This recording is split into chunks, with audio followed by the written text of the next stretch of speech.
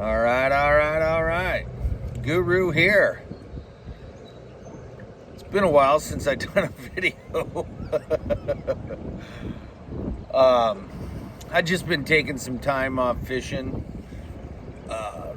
as I do this time of year, actually, this is the first time I'm out here at Wheatland Ferry, which is close to the house, and there's still lots of springers, and the steelhead don't look quite as good this year coming up the Willamette. It's been like a 35 fish, a day average. Springers were there, about 350 to 400 a day for a while. And now it's dropped off to, I'd say, about a 200 a day average, which still a lot of springers have come up the Willamette. There's no doubt about that. I think we're getting close to 10,000, which, in past years has been a lot. There used to be a lot up here, but not as much anymore. But, they are doing a better job with the sea lions, down at Oregon City, and I can kind of see that we're probably going to get another big push of fish. I think the two best days I've seen so far this year on springers coming over the falls, there's been up around 600. It's a bloodbath. If you're one of those guys that's been fortunate enough to be fishing Drano and Wind River, the guys are doing really, really well up there. I mean, really well. They're getting a lot of fish. No doubt about that. That is just a magical place to fish at Wind River or Drano. If you get a chance to do it, definitely take it. What's cool about Drano is you can fish it from the bank if you have your Washington license, and those bank guys at Drano, they do pretty good, man. You don't have to have a boat to fish Drano. And there's some really good plunking spots up there too, all along the Columbia. Obviously, everybody knows they opened the Columbia back up for a while. Who knows, what it's going to be like for the rest of the year, but that was nice for the people who got out and were diligent. There was some fish being caught, and that's always, you can't beat a springer, man. I'm still chasing my first springer of the year. I'm hoping this rain that we're having and stuff brings the coast streams up a little more. Those are my favorite springers. My favorite springers come from the coast. Now, it's a later fishery. It generally doesn't start really. I mean, you can, right now, I'm sure there's a few guys out in the bays targeting them, and there's definitely probably a few fish in there, but really that fishery doesn't get started here on the north coast about the 1st of June. And then probably your two best bets on that are the Trask and the Nestucca. They obviously get the vast majority of hatchery springers. So if wanting to get a coast springer, that'd be a place to go.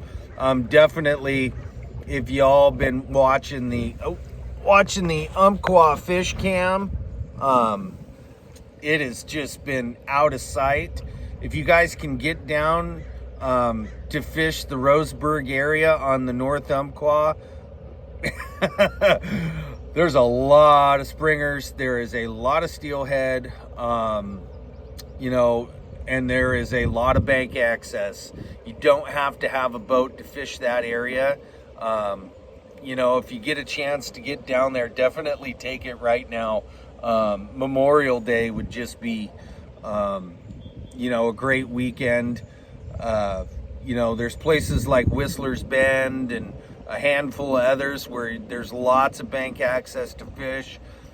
Lots of hatchery springers, man. I've been seeing so many just giant pig hatchery springers. Let me adjust that a little more. Coming up the North Umpqua, it's just been, just gross. and some giant buck hatchery. And that's the great thing about that Umpqua fish cam. You can see if they're native or they're hatchery. And I mean, just some giants. Hopefully I'm able to make it down this year. I usually go down Memorial Day, you know, and fish that. Even if it's just a one-day trip, I try to get down there and do some fishing. I need to do, well, hey, we might as well show you guys what I'm testing here. I've had these for a while, and they're nothing new. It's just kind of my new spin on them. I think I've shown them to you guys a little bit here and there.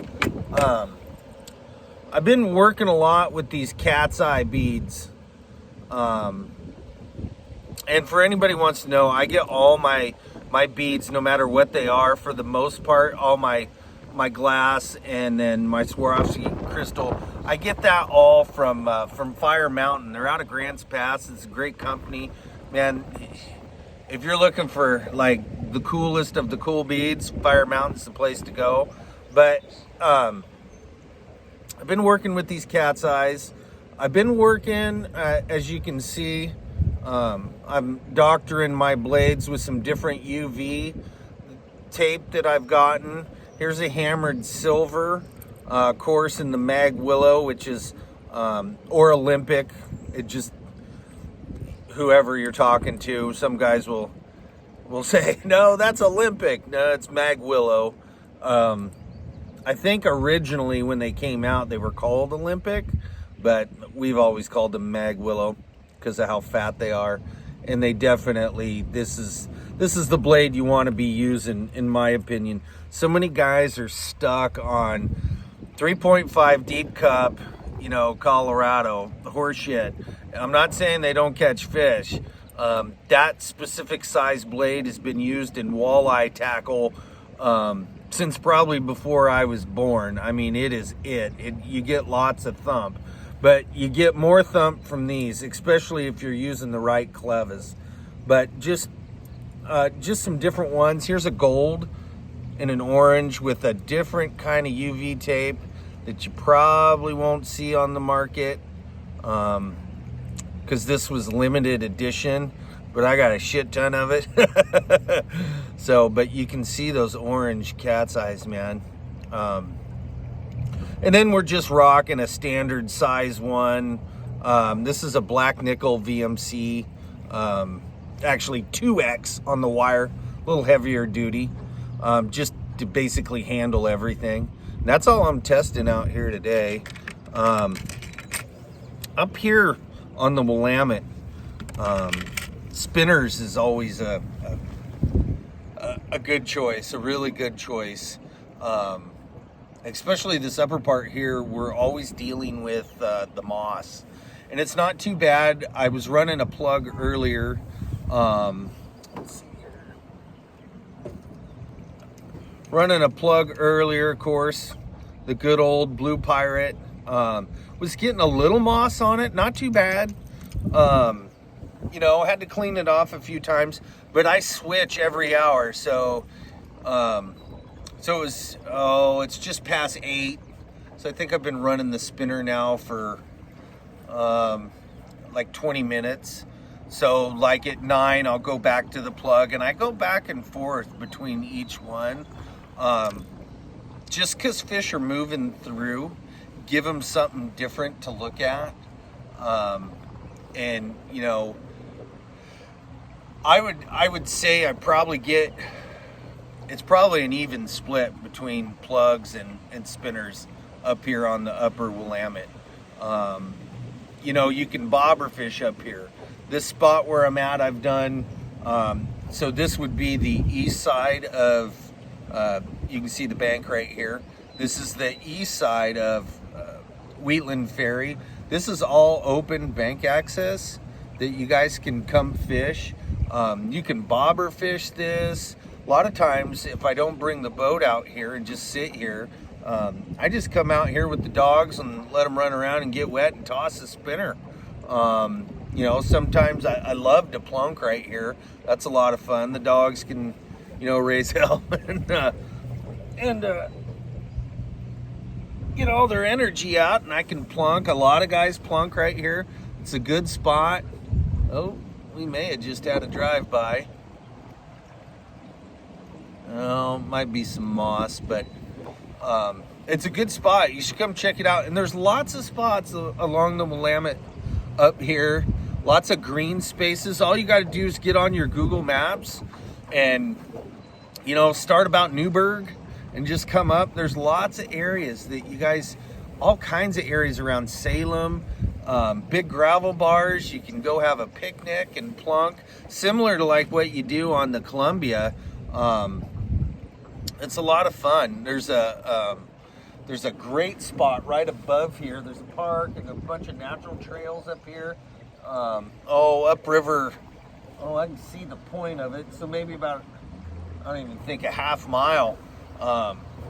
Another big giant gravel bar and another place where you can plunk and toss spinners. There's also really good bass fishing in here.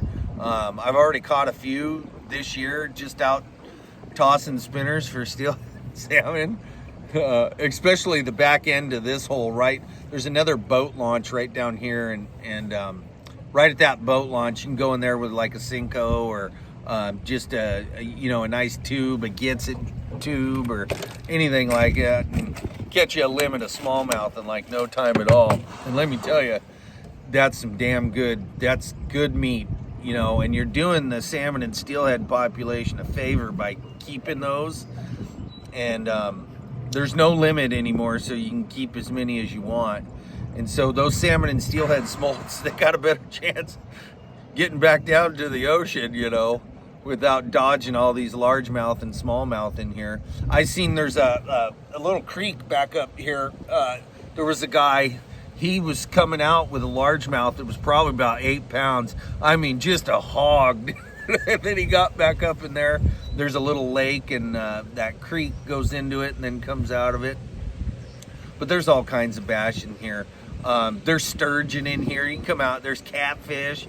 There's everything. It's been a while. I should do a night catfishing video out here. It's pretty cool. To come out here and catch channel cats at night. And they're here. Don't let anybody tell you they're not. And they are tasty. It's just with any fish, other than salmon and steelhead up here, when you do eat the fish up here, make sure that you're taking the skin off. That's where all the toxins are. If they do have any, it's in the skin. It's not in the meat. So just take the skin off, to where you're down to meat and nice fillets and stuff.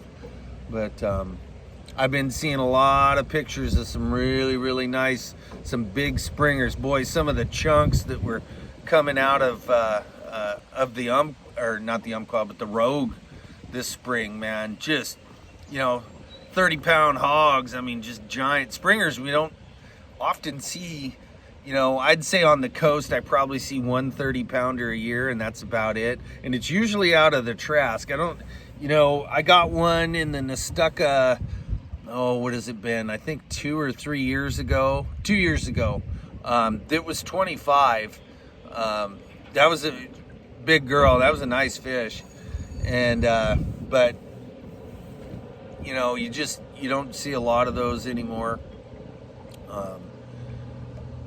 One other fishery I was going to let people know about that's coming up here pretty soon.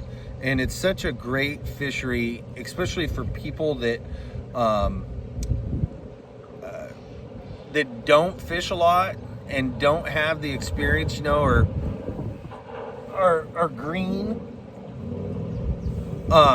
is the shad fishing. I've been watching the counts at Bonneville, and we're slowly kind of ticking up. I think the other day there was like 500 went over. Now, with the shad, you want to wait till it's about 100,000 a day before you go over. And remember, up at Bonneville, that's where we go. If you have an Oregon license or Washington license, it doesn't matter. You can fish either the Oregon side or the Washington side, but only in the Columbia. Remember that.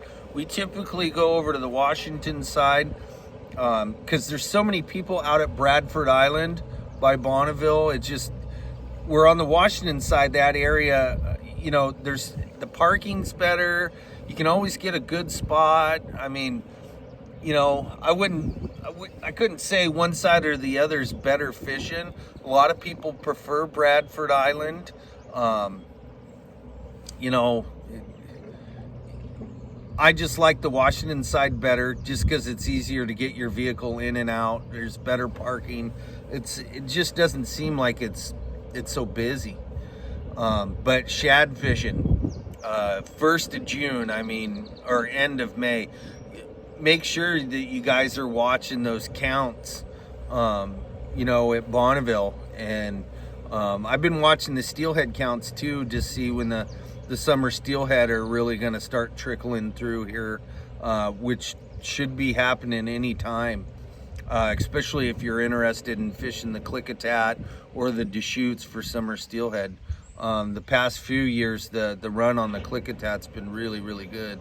So if you're looking for summer steel on the upper Columbia there, or mid Columbia, you know, close to home, that's always a good place. And the shad fishing, I didn't go last year, but we're definitely going this year. I got quite a few grandkids that want to go. And the other thing too is, up at Bonneville, when you know, have little ones, even though you're on the bank, make sure you're wearing a life jacket up there. That current is nasty, and one wrong slip and they're in the drink and they're going. You know, there's no room up there for making critical mistakes. And yeah, it might be a little embarrassing to wear your life jacket if you're, you know, young, but it could save your life. So keep that in mind if you're taking little ones up there. That being said, I hope everybody's getting out there and being wild. It's spring. We're getting some really, really nice weather. We had a really dry April, but other than that, we've been so fortunate. This weather we've been having has just been amazing. I'm definitely going to get out there and get after it a lot more. I got a bunch of free fishing trips, that donated trips that I did, that I need to get guys out there, and we're definitely going to go hammer down on the Sandy M for sure here in a little while. Just letting a few more fish come through. I'm hoping I can get one out here soon. I'm dying for some Springer belly, you know, smoked Springer belly. That's the candy. But I hope everyone's doing well. I really do. I hope you're enjoying this beautiful spring, getting out there, being wild, and just you know, relishing in this greatness that we call Oregon and we call the Northwest. So that being said, tight lines, shoot straight, God bless, Guru out.